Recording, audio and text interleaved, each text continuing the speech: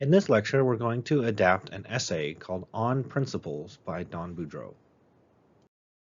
Dr. Boudreaux begins his essay referencing an American Enterprise Institute article in one of its quote of the week emails by Ezra Klein, saying, quote, "There's nothing more dangerous than somebody who's just taken their first economics class." Klein suggests that the world is far more complex than Econ 101 makes it out to be, and therefore real-world policy proposals cannot be adequately analyzed and decided upon with basic economics. This thought that the serious discussion of real-world policies often requires more than the knowledge of a freshman-level economics course can be interpreted in a way that it makes it trivially true. But it's a mistake to believe that understanding only the basic principles of economics is somehow dangerous. That conclusion is both shallow and misleading. What's really quite a bit more dangerous and more common is the ignorance of these fundamental principles altogether. After decades of observing policy debates, it's clear that the problem isn't that politicians and pundits rely too heavily on economics principles. Rather, the issue is far worse. It's that they don't understand those principles at all. Ignorance, not over-application, is the root of bad decision-making. For example, politicians don't oppose free trade because of advanced economic insights. Rather, they tend to oppose it because they don't understand even the basic principles. These ideas that trade enriches consumers rather than producers, that exports are costs and imports are benefits, and that protectionism weakens domestic innovation by reducing competition escape politicians, meaning they base their opinions on something other than these solid, fundamental economic insights. Another thing politicians might do is support minimum wage laws, believing higher wages have no trade-offs. This ignores the basic supply and demand reality in the labor market. Raising wages can reduce job opportunities for low-skilled workers, for example. The root of the problem is that economically destructive policies are driven by ignorance, not the over-application of economic principles. Teaching more people basic economics would improve policy outcomes more than advancing the knowledge of a few. These economic principles actually describe the foundational logic of market economies.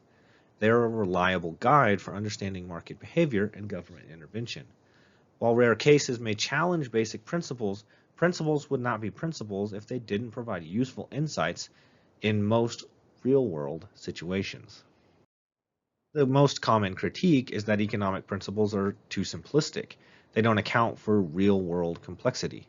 But if these critiques were true, then economic principles would mislead rather than inform. Students would deserve refunds for taking classes based on these faulty teachings.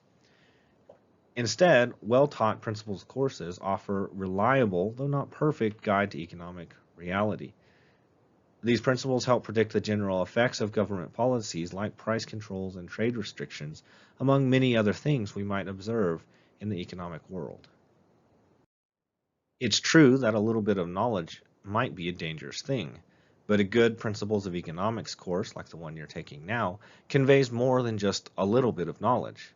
A course like this conveys enough knowledge to enlarge the dangerous little bit of economics knowledge into a fuller knowledge that's no longer dangerous because it nurtures wisdom and helps make visible that which is typically invisible to non-economists. Let's look at a few of these fundamental principles. First, market prices reflect subjective value. Prices are determined by individuals' preferences, needs, and resource availability, not arbitrarily. Prices emerge from voluntary exchanges, driven by the actions of producers and consumers in pursuit of personal utility.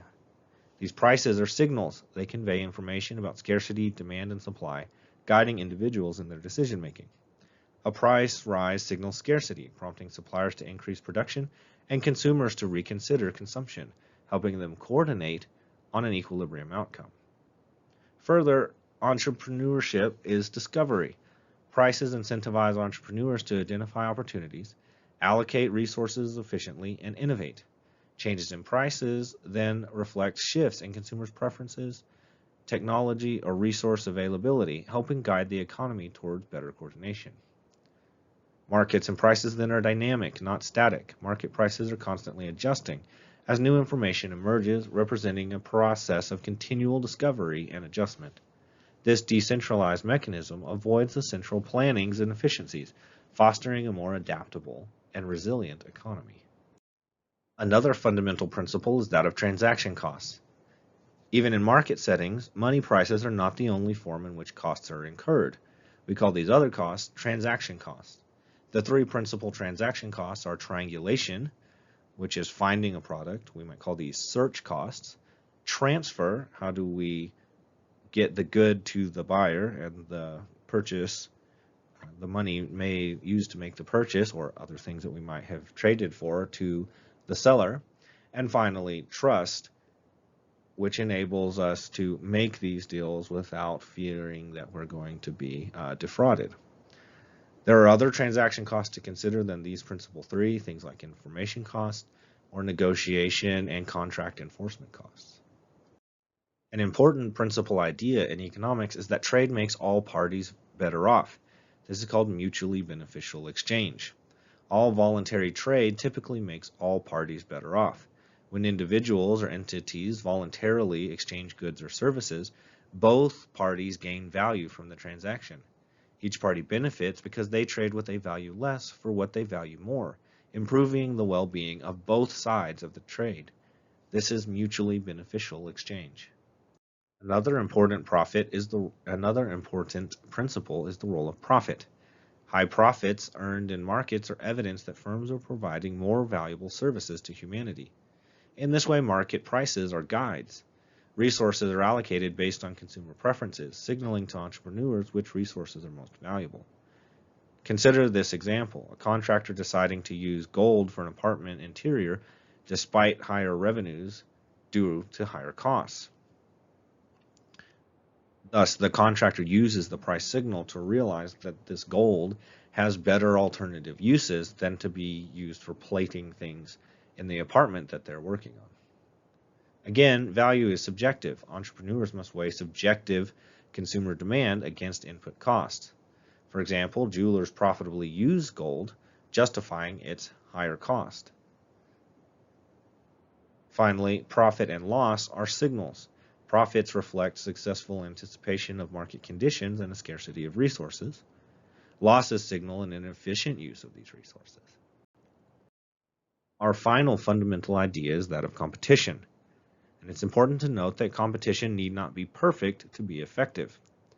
In practice, competition thrives even in imperfect conditions, such as monopolistic competition or oligopolies, where firms offer differentiated products and have market power.